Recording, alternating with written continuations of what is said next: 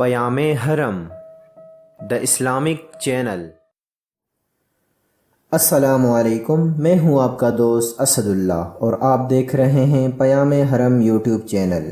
دوستو، آج کی اس ویڈیو میں ہم جانیں گے کہ واقعہ اصحاب فیل کب پیش آیا اور کیوں پیش آیا اور اس میں کیا کیا ہوا اور کعبے پر حملہ کس نے کیا۔ حضور صلی اللہ علیہ وسلم کی ولادت سے 50 یا 55 روز قبل اصحاب فیل کا واقعہ پیش آیا، جو سیرت اور تاریخ کی کتب میں معروف اور مشہور واقعہ ہے، اور قرآن کریم میں اس کے بارے میں ایک خاص صورت نازل ہوئی۔ واقعہ کچھ اس طرح ہے کہ نجاشی شاہ حبشہ کی جانب سے یمن کا حاکم ابرہہ نامی تھا۔ جب اس نے یہ دیکھا کہ تمام عرب کے لوگ حج بیت اللہ کے لیے مکہ مکرمہ جاتے ہیں اور خانہ کعبے کا طواف کرتے ہیں، تو اس نے یہ چاہا کہ عیسائی مذہب کے نام پر ایک عالیشان عمارت بناؤں جو نہایت مکلف اور مرصع ہو، تاکہ عرب کے لوگ سادہ کعبہ کو چھوڑ کر اس مصنوعی اور پرتکلف کعبے کا طواف کرنے لگیں۔ چنانچہ یمن کے دارالسلطنت مقام صنعاء میں ایک نہایت خوبصورت گرجا بنایا۔ عرب میں جب یہ خبر مشہور ہوئی تو قبیلہ کنانہ کا کوئی آدمی وہاں آیا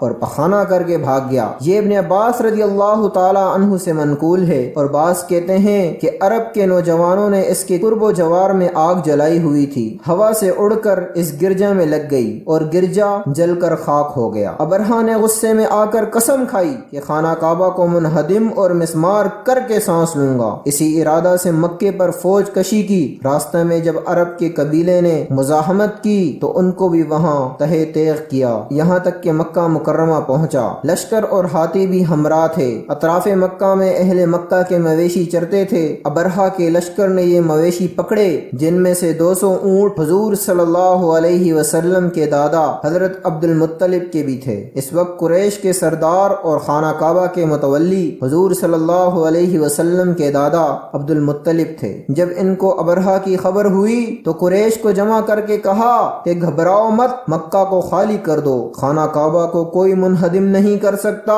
یہ اللہ کا گھر ہے، وہ خود اس کی حفاظت کرے گا۔ حضرت عبد المطلب چند رؤسائے قریش کو لے کر ابرہہ سے ملنے گئے۔ اندر اطلاع کرائی۔ ابرہہ نے عبد المطلب کا نہایت شاندار استقبال کیا۔ حق جل شانہ نے عبد المطلب کو بے مثال حسن و جمال، عجیب عظمت و ہیبت اور وقار و دبدبہ عطا فرمایا تھا، جس کو دیکھ کر ہر شخص مرعوب ہو جاتا تھا۔ ابرہہ عبد المطلب کو دیکھ کر مرعوب ہو گیا اور نہایت اکرام اور احترام کے ساتھ پیش آیا۔ یہ تو مناسب نہ سمجھا کہ کسی کو اپنے تخت پر اپنے برابر بٹھلائے، البتہ ان کے اعزاز و کرام میں یہ کیا کہ خود تخت سے اتر کر فرش پر ان کے ساتھ بیٹھ گیا۔ اس نئے گفتگو میں عبد المطلب نے اپنے اونٹوں کی رہائی کا مطالبہ کیا۔ ابرہہ نے متعجب ہو کر کہا، بڑے تعجب کی بات ہے کہ تم نے مجھ سے اپنے اونٹوں کے بارے میں یہ کلام کیا، اور خانہ کعبہ جو تمہارا اور تمہارے آباء و اجداد کا دین اور مذہب ہے، اس کے بارے میں تم نے کوئی حرف نہیں کیا۔ عبد المطلب نے جواب دیا،